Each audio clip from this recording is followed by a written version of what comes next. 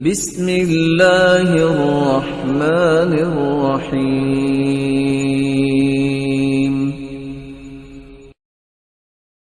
آخر اتنی شدت کیوں ہے بدعتی کے بارے میں؟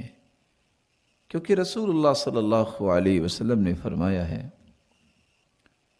کہ بدعتی ایسا انسان ہے ان اللہ احتجب التوبہ عن کل صاحب بدعہ، ہر بدعتی کے سامنے اللہ ذوالجلال نے پردہ کر دیا ہے، اللہ اسے دیکھنا پسند نہیں کرتے۔ اور دوسری روایت میں آتا ہے ان اللہ احتجر التوبہ، اور تیسری روایت میں آتا ہے ان اللہ احتجز التوبہ، اللہ ذوالجلال نے توبہ کے سامنے رکاوٹ ڈال دی ہے، اس کی توبہ ہی قبول نہیں ہے حتی یدعها، جب تک وہ بدعت کو چھوڑ نہیں دیتا۔ تو جس بندے کی توبہ ہی قبول نہیں ہے، رکاوٹ ڈال دی گئی ہے، اللہ اسے دیکھنا پسند نہیں کرتے، تو ہم کیسے اس کے بارے میں دل میں محبت رکھیں گے؟ اور سیدنا حسن بصری رحمۃ اللہ علیہ نے تو کتنی بڑی بات کہہ دی، جو 10ویں بات ہے کہ لا يقبل اللہ صوما ولا صلاة ولا حجا ولا عمرہ حتی یدع بدعتہ، بدعتی کا نہ روزہ نہ حج نہ نماز نہ عمرہ قبول ہے جب تک وہ بدعت نہیں چھوڑتا۔ تو اگر اللہ ذوالجلال کے پیغمبر کے اعمال کسی کو پسند نہیں، اقوال کسی کو پسند نہیں، تقاریر پسند نہیں، ادائیں پسند نہیں، تو پھر پسند کیا ہے؟ اللہ ذوالجلال نے تو اس جیسی ہستی آج تک دنیا میں نہیں بھیجی، اور نہ ہی آج تک آدم کی اولاد میں ایسا انسان پیدا ہو سکا ہے، نہ قیامت تک پیدا ہو سکے گا۔ اس بے مثال ہستی کو اگر وہ پسند ہی نہیں کرتا تو اللہ کے ہاں تو اس کی کوئی قیمت نہیں ہوگی۔ کیا فرق تھا رسول اللہ صلی اللہ علیہ وسلم کے زمانے میں مسلمانوں اور مشرکوں کے درمیان؟ طواف تو مشرک بھی کرتا تھا، مومن بھی کرتے تھے۔ صفا مروہ پہ تو مشرک بھی جاتا تھا، مومن بھی جاتے تھے۔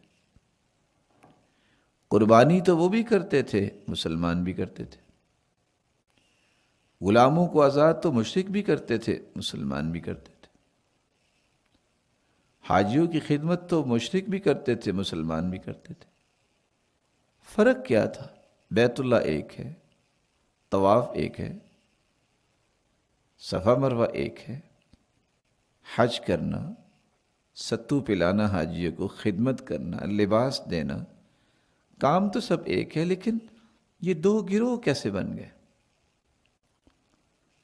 مسلمان اس لیے کرتے تھے کہ یہ رسول اللہ صلی اللہ علیہ وسلم نے کیا ہے، سکھایا ہے اور حکم دیا ہے۔ مشرک اس لیے کرتے کہ ہمارے باپ دادا یہ کام کیا کرتے تھے، وہ محمد مصطفیٰ کی حیثیت کو تسلیم نہیں کرتے۔ تو جس نے اللہ کے رسول کی حیثیت کو تسلیم نہیں کیا، اس نے اللہ ذوالجلال کے حکم کی تعمیل ہی نہیں کی۔ اسی بات کو قرآن مجید نے بیان کیا ہے وَمَا كَانَ لِمُؤْمِنٍ وَلَا مُؤْمِنَةٍ إِذَا قَضَى اللَّهُ وَرَسُولُهُ أَمْرًا أَن يَكُونَ لَهُمُ الْخِيَرَةُ مِنْ أَمْرِهِمْ وَمَن يَعْصِ اللَّهَ وَرَسُولَهُ فَقَدْ ضَلَّ ضَلَالًا مُبِينًا۔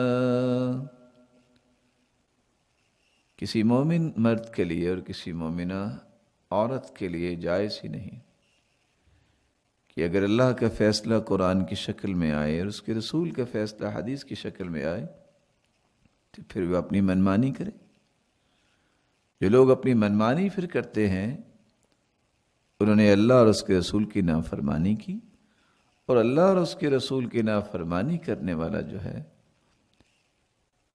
اس سے واضح گمراہی میں اور کون ہو سکتا ہے؟